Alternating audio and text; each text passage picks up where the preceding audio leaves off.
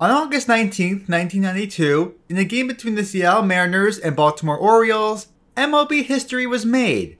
Mariners second base prospect Bret Boone made his Major League debut, becoming the first third-generation player to play in Major League Baseball.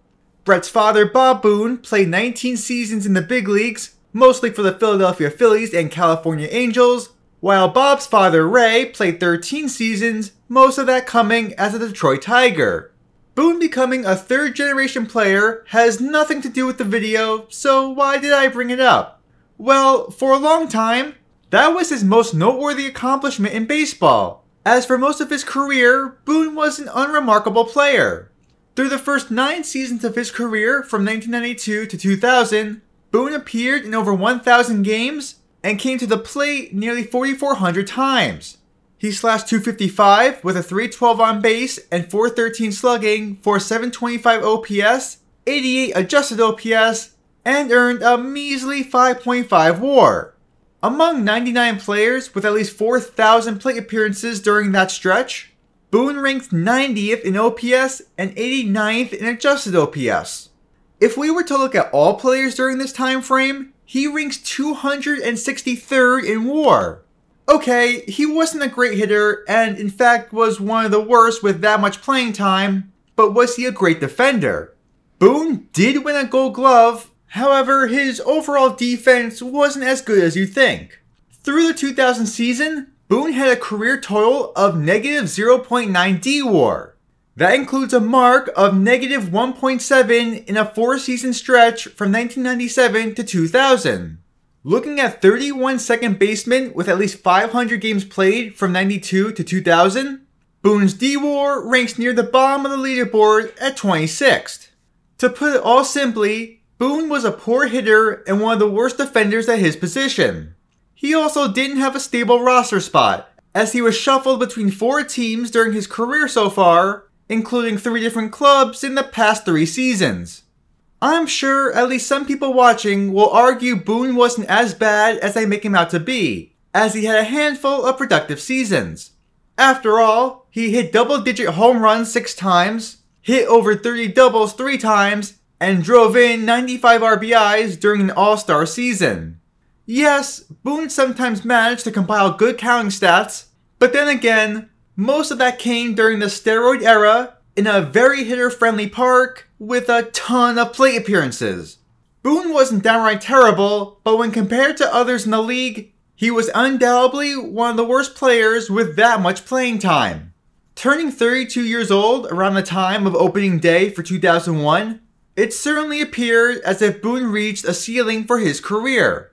Analytically, he never earned so much as 2 WAR in a single season, and just once did he reach 1 D-WAR. For an underwhelming player, that's what makes his 2001 campaign all the more incredible and bizarre. A free agent following the 2000 season, Boone signed a 1-year deal with the club he made his Major League debut with, the Seattle Mariners. Filling in as the everyday second baseman, I'm 100% certain nobody expected what was about to happen, as Bret Boone went on to produce one of the greatest seasons of the 21st century. In 2001, Boone played in 158 games and came to the plate 690 times. He slashed .331 with a .372 on base and .578 slugging for a .950 OPS and 153 adjusted OPS.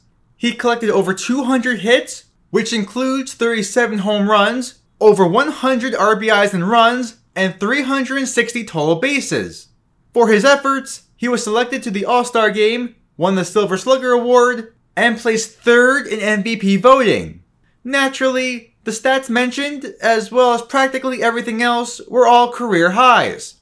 His 141 RBIs led the American League, and basically all of his offensive stats were within the top 10, if not top 5. That includes a highly impressive ranking in WAR, having the 2nd highest mark among American League players. Speaking of which, what was Bret Boone's WAR in 2001? His WAR was 8.8. Bret Boone, who earned a total of 5.5 WAR across his first 4,400 plate appearances, demolishes that amount in just a single season. For reference, His previous single season high was 1.9. Not only that, but as mentioned earlier, he had a career negative 0.9 D-WAR entering 2001 with a single season high of exactly 1.0. In 2001, Boone once again crushed his previous best, earning 1.7 D-WAR, good enough for the 10th highest in the American League and the highest among second basemen. At age 32, roughly a decade into his career, Bret Boone went from one of the worst players to one of the best, and it absolutely makes no sense. Let's look at a couple of his stats again, specifically his 8.8 WAR and 153 adjusted OPS. In the wildcard era, which is 1995 to present day, there have been 30 occurrences of a player achieving both of those marks, being done so by only 16 players. Of those 16, only 5 are both not active and not in the Hall of Fame. Those 5 are Albert Pujols, Barry Bonds, Sammy Sosa, Jason Giambi, and Bret Boone. The first 4 being some of the greatest sluggers of all time and a random light-hitting second baseman.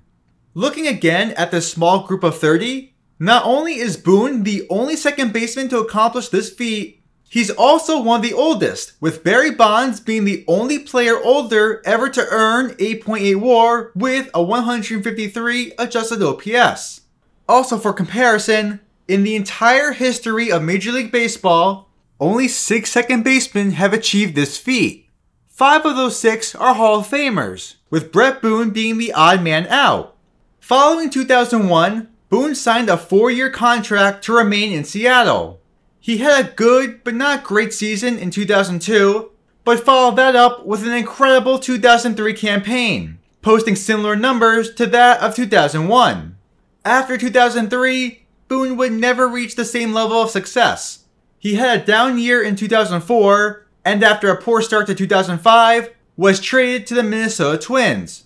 He batted 170 in 14 games as a Twin before getting released in July of that year, never to play in the big leagues again.